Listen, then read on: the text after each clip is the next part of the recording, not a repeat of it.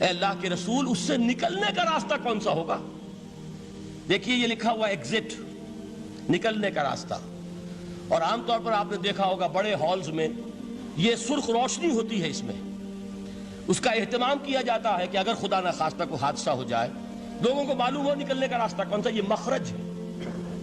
حضور نے خبر دی کہ فتنہ ہوگا، تو دیکھیے میں ایک بات عرض کیا کرتا ہوں، ذرا توجہ کیجئے، ہمارا حال کیا ہے؟ ہم بڑے ریشنلسٹ قسم کے لوگ ہیں، یہ زمانہ ریشنلزم کا ہے۔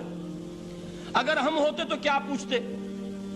وہ فتنہ کیا ہوگا، کیوں ہوگا، کہاں سے آئے گا؟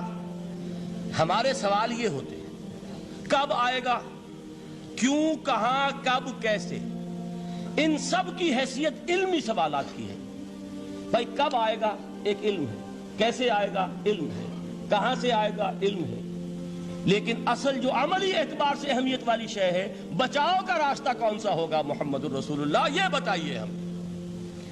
مل مخرج منہا یا رسول اللہ، حضرت علی نے یہ نہیں پوچھا فتنہ کیا ہوگا، کہاں سے آئے گا حضور، کیوں آ جائے گا، کب آ جائے گا، نہیں، مل مخرج منہا یا رسول اللہ، اے اللہ کے رسول یہ بتائیے کہ جب وہ فتنہ رونما ہوگا تو نکلنے کا راستہ کون سا ہوگا؟ اس کا جواب ہے، ارشاد فرمایا محمد رسول اللہ نے، کتاب اللہ، اللہ کی کتاب ہے وہ مخرج، یہ کتاب ہے کہ جس کو تھامو گے تو فتنوں سے محفوظ رہو گے۔ اس کے بعد آپ فرماتے ہیں فیہ نبأ ما قبلکم وخبر ما بعدکم وحکم ما بینکم، اس میں تم سے پہلوں کی بھی خبریں موجود ہیں، عاد اور سمود اور قوم نوح اور قوم ہود اور قوم لوط اور قوم صالح اور آل فرعون، یہ کون ہے؟ من قبلکم، تم سے پہلے، وفیہ خبر ما بعدکم، جو کچھ تمہارے بعد ہونے والا ہے اس کی خبریں بھی موجود ہیں، لیکن وہ کیسے ہوں گی؟ وہ بٹوین دی لائنز ہوں گی، وہ بین السطور ہوں گی۔ ان کے لیے انسان کو، آپ کو معلوم ہے کہ عبارت میں سطور ہوتی ہیں اور ایک درمیان میں ہوتا ہے، ان کے کچھ لکھا ہوا نہیں ہوتا۔ You have to read between the lines۔ قرآن میں بعد میں آنے والے حالات بھی درج ہیں، لیکن اس طرح نہیں جیسے کہ پچھلے حالات درج ہیں۔ اس کے لیے ذرا ان ڈیپتھ پونڈرنگ اوور، غور و فکر اور تدبر کی ضرورت ہوگی۔ وَحُکْمُ مَا بَيْنَكُمْ، اور جتنے اختلافات تمہارے اندر پیدا ہوں گے تا قیام قیامت، ان سب کا فیصلہ بھی اس کتاب میں موجود ہے۔ وَهُوَ حَبْلُ اللَّهِ الْمَتِينُ وَهُوَ الذِّكْرُ الْحَكِيمُ، یہی تو ہے، وَهُوَ الصِّرَاطُ الْمُسْتَقِيمُ، سیدھا راستہ، اور کون سا؟ یہی قرآن تو ہے۔ ہر رکعت میں کہتے ہو اهْدِنَا الصِّرَاطَ الْمُسْتَقِيمُ، اور قرآن دیا ہوا ہے اس پر غور نہیں کرتے۔ عجیب تماشا ہے ہمارا، نماز کی ہر رکعت میں اهْدِنَا الصِّرَاطَ الْمُسْتَقِيمُ، اور حضور فرمائے وَهُوَ الصِّرَاطُ الْمُسْتَقِيمُ، صراط مستقیم یہ قرآن ہی تو ہے، الذکر الحکیم یہ قرآن ہی تو ہے، وَهُوَ حَبْلُ اللَّهِ الْمَتِينُ، اور یہی ہے اللہ کی مضبوط رسی۔ آپ نے قاری صاحب سے وہ آیات سنی سورہ آل عمران کی، وَاعْتَصِمُوا بِحَبْلِ اللَّهِ جَمِيعًا وَلَا تَفَرَّقُوا، اللہ کی رسی کو مضبوطی سے مل جل کر تھامو اور تفرقے میں مبتلا نہ ہو۔ تفرقہ ہوگا تو کیا ہوگا؟ تمہاری ہوا اکھڑ جائے گی۔ آج آپ کو معلوم ہے دول عرب اگر یہ یکجا ہو جائیں، ایک دن کے لیے اسرائیل قائم نہیں رہ سکتا، امریکہ نہیں، امریکہ کا باپ اسے قائم نہیں رکھ سکتا۔ اگر امت عرب ہی جمع ہو جائے، عالم اسلام تو بڑی شے ہے، جو وسائل ان کے پاس ہیں، جو اللہ تعالیٰ نے ان کو نعمتیں عطا فرمائی ہیں، لیکن افتراق، انتشار، اختلاف، جتھے بندی، گروہ بندی، دھڑے بندی، اس نے اسرائیل کا خنجر ان کے سینے میں پیوست کیا ہوا ہے۔ اس لیے کہ فَتَذْهَبَ رِيحُكُمْ، اگر تم اختلاف کرو گے تو تمہاری ہوا اکھڑ جائے گی، آج وہ ہوا اکھڑ چکی ہے۔ تو فرمایا وَاعْتَصِمُوا بِحَبْلِ اللَّهِ جَمِيعًا وَلَا تَفَرَّقُوا، اللہ کی رسی کو مضبوطی کے ساتھ مل جل کر تھامو اور تفرقے میں مت پڑو۔ حضور فرما رہے ہیں وہ اللہ کی رسی کون سی؟ هُوَ حَبْلُ اللَّهِ الْمَتِينُ، یہی قرآن ہے اللہ کی مضبوط رسی۔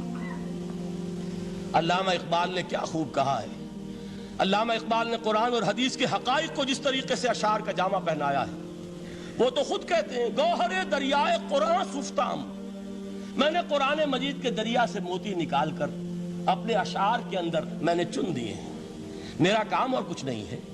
موتی کوئی بھی غواص پیدا نہیں کرتا، دریا کی گہرائی سے نکال لاتا ہے۔ یہ میری حکمت نہیں ہے جو میرے اشعار میں ہے، یہ میں نے قرآن مجید کے دریا میں غوطہ زنی کر کے اس سے یہ موتی نکالے۔ گوہر دریائے قرآن سفتام۔ اب دیکھیے اسی حدیث کے اس ٹکڑے کو کیسے شعر میں لائے ہیں، از یک آئینی مسلمان زندہ است، پیکر ملت سے قرآن زندہ ہست۔ مسلمان کی زندگی تو ایک آئین کے بدولت ہے، یہ آئین قرآن، جو کہا تھا کبھی قائد اعظم مرحوم نے جب پوچھا گیا تھا کہ آپ کے پاکستان کا دستور کیا ہوگا، کیا فرمایا تھا؟ یاد کیجئے کہ ہمیں کسی نئے دستور کی ضرورت نہیں، ہمارا دستور 1400 برس پہلے طے ہو چکا ہے۔ یہ ہماری بدقسمتی ہے جو کچھ کہا تھا قائد اعظم نے کہ God has given us a golden opportunity to prove our worth as architects of a new state, and let it not be said that we didn't prove equal to the task۔ میں معذرت کے ساتھ عرض کروں گا حضرت کہ واقعہ یہ ہے کہ ہم اس کے equal to the task ثابت نہیں ہوئے۔ قائد اعظم کا دیا ہوا پاکستان آج دنیا میں موجود نہیں ہے، اس کا ایک حصہ اپنے نام سے دستبردار ہو کر بنگلہ دیش بن چکا ہے، اس نے اپنی تاریخ کو خیر بات کہہ دیا ہے۔ حالانکہ مسلم لیگ کی جنم بھومی ڈھاکہ ہے، 1906 میں ڈھاکہ میں مسلم لیگ نے جنم لیا تھا، اور اگر وہ صرف ہم سے علیحدہ ہوتا یہ گہرا صدمہ ہوتا، لیکن یہ کہ اس نے جب نام بدلا ہے در حقیقت اس نے اپنے تاریخ سے، اپنے پس منظر سے استعفیٰ دیا ہے۔ یہ ہمارا دوہرا ہمارے لیے صدمے کی بات ہے۔ کیا دو یمن موجود نہیں ہے؟ ان میں سے کوئی ایک بھی اپنا نام چھوڑنے کو تیار ہوگا؟ کیا دو جرمنی دنیا میں موجود نہیں ہے؟ کوئی ایک بھی ان میں سے اپنا نام چھوڑے گا؟ کیا دو کوریا نہیں ہیں؟ دو ویتنام نہیں ہیں؟ تو کیا دو پاکستان نہیں ہو سکتے تھے؟ ہو سکتے تھے۔ میں یہ کہا کرتا ہوں کہ یہ گہرا صدمہ ہے علیحدگی، اور دوہرا صدمہ ہے، اور اس سے کہیں زیادہ بڑا کہ انہوں نے اپنا نام بدل دیا، اپنی آئیڈینٹی چینج کر دی، انہوں نے وہ نام اپنے ماتھے سے اتار کر خلیج بنگال کے اندر ڈبو دیا۔ یہ بہت بڑی سزا ہے جو ہمیں ملی ہے۔ کیوں ملی ہے؟ کہ ہم نے 25 برس تک اس قائد جس کو کہا تھا کہ وہ ہمارا آئین ہے، اس کو آئین نہیں بنایا۔ ہم نے دنیا کے سامنے جھولیاں پساری، ہم نے طرح طرح کے نظاموں کو آزمایا، لیکن اس قرآن کی طرف پیش قدمی نہیں کی۔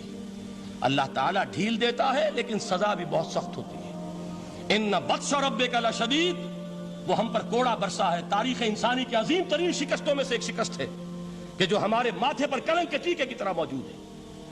اللہ کرے کہ آئندہ یہ تاریخ اپنے آپ کو نہ دہرائے، لیکن میں عرض کر دیتا ہوں آپ سے، جو ہمارے لچھن ہیں، جو ہمارا طرز عمل ہے، جو ہمارے لیل و نہار ہیں، جو ہمارا انداز ہے، اللہ کے دین کا استہزاء اور تمسخر، جس طرح اللہ کے ساتھ مذاق ہم کر رہے ہیں، اس کا شاید اس سے بھی کہیں زیادہ برا نتیجہ نکلے۔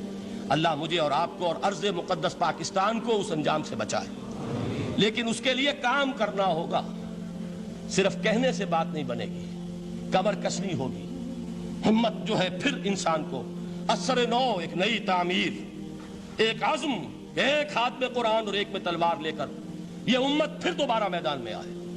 بہرحال عرض یہ کرنا تھا، اقبال کہتا ہے از یک آئینی مسلمان زندہ است، پیکرے ملت سے قرآن زندہ ہست، ماں ہما خاک و دل آگاہ اوست، اعتصامش کن کہ حبل اللہ اوست۔ تامو اس کو مضبوطی کے ساتھ، حبل اللہ یہی قرآن ہے۔ یہ یک آئینی اور پیکر قرآن کی زندگی، پیکر ملت کی زندگی جو ہے اس قرآن کی بدولت ہے۔ تو حضور نے کیا فرمایا؟ فتنے سے بچنے کا راستہ کون سا ہے؟ کتاب اللہ فیہ نبأ ما قبلکم وخبر ما بعدکم وحکم ما بینکم وہو الصراط المستقیم وہو حبل اللہ المتین وہو الذکر الحکیم۔ ایک 3 جملے اور سن لیجئے۔ هو الذی لا یشبع منہ العلماء ولا یخلق عن کثرت الرد۔ یہ قرآن وہ شے ہے جس سے اہل علم کبھی سیر نہ ہو سکیں گے۔ ولا تنقضی عجائبہ، اس کے عجائب کبھی ختم نہیں ہوں گے۔ یہ ہیروں کی وہ کان نہیں ہے کہ جو کبھی خالی ہو جائے کہ سارے ہیرے نکل چکے، اب مزید ہیرے نہیں ہیں۔ نہیں، علم اور حکمت کے ہیرے اور ہدایت اور حکمت کے موتی اس میں سے ابد الآباد تک نکلتے رہیں گے۔ ضرورت صرف کھودنے کی ہے۔ میں نے وہ لفظ استعمال کیا تھا، آج کا قرآن کھودنا ہوگا، آج کی ہدایت اس قرآن سے نکالنی ہوگی۔ قرآن جب نازل ہوا آن دی سرفیس، بالکل ظاہر وہ تھی اس کی ہدایت جو اس دور کے لیے ضروری تھی۔ ہمیشہ کی ہدایت اس کے اندر رکھ دی گئی ہے، اس میں مضمر ہے، اس میں چھپی ہوئی ہے، اس کے لیے تدبر کی ضرورت ہے۔ کتاب انزلناہ الیک مبارک لیدبروا آیاتہ ولیتذکر اولو الالباب۔ لوگ تدبر کریں، اس کی گہرائیوں کے اندر غوطہ زنی کریں۔ لا تنقضی عجائبہ، اس کے عجائب کبھی ختم نہیں ہوں گے، ولا یشبع منہ العلماء، اہل علم کبھی اس سے سیر نہیں ہوں گے۔ آپ کو سخت بھوک لگی ہوتی ہے اور کھانا کھانے کے تھوڑی دیر کے بعد اب آپ کا ہاتھ رک جاتا ہے، سیر ہو گئے، بہترین کھانا ہے لیکن نہیں کھا سکتے۔ اگر عام حالات میں وہ آتا تو کبھی نہ چھوڑتے، لیکن اب وہ آپ کا میزبان کہہ رہا کچھ اور لیجیے، تناول فرمائیے ذرا یہ دے، بھائی نہیں میں اب بھر چکا، یہ آپ کہتے ہیں کہ نہیں؟ حضور فرمایا یہ قرآن وہ شے نہیں ہے جس سے اہل علم کبھی سیر ہو سکے، ان کی پیاس بڑھتی چلی جائے گی، ان کے اندر quest of knowledge, search for wisdom بڑھتی چلی جائے گی۔ کبھی بھی انسان یہ محسوس نہیں کرے گا کہ مجھے جو لینا تھا میں لے چکا، بلکہ یہ کہ جیسے جیسے قدم آگے بڑھیں گے تہذیب کے، تمدن کے، علم کے، اتنے ہی قرآن جو ہے وہ آگے بڑھتا چلا جائے گا ہر دور کی رہنمائی کے لیے۔ لا تنقضی عجائبہ ولا یخلق عن کثرت الرد، بار بار کے پڑھنے سے اس پر بوسیدگی طاری نہیں ہوگی۔ دنیا کی اور کتابیں ہیں، ایک دفعہ پڑھ لیں گے، دو دفعہ پڑھ لیں گے، تین دفعہ پڑھ لیں گے، چار دفعہ پڑھ لیں گے، پھر جی نہیں چاہے گا۔ لیکن یہ کتاب وہ ہے، امام شافعی کا میں واقعہ آپ کو سناتا ہوں۔ وہ یہ کہتے ہیں کہ ایک مرتبہ میرے ذہن میں یہ سوال آ گیا کہ اجماع کے لیے بھی قرآن مجید میں کوئی سند ہے، دلیل ہے؟ سب مانتے ہیں کہ اجماع جو ہے سورس ہے قرآن کے اسلامی قانون کی، جس پر کہ امت کا اجماع ہو جائے۔ تو کہتے ہیں میں نے 300 مرتبہ قرآن پڑھا اول سے آخر تک، صرف اس دلیل کی تلاش میں۔ 300 مرتبہ مجھے نہیں ملی، 301ویں مرتبہ جب پڑھ رہا تھا مجھے روشنی مل گئی۔ وہ یبتغی غیر سبیل المومنین کے جو الفاظ آئے ہیں، نولہ ما تولی ونصلہ جہنم، جو کوئی شخص مسلمانوں کے راستے کو چھوڑ کر کوئی اور راستہ اختیار کرے گا ہم اسے اسی کے حوالے کر دیں گے اور جہنم میں پہنچا دیں گے۔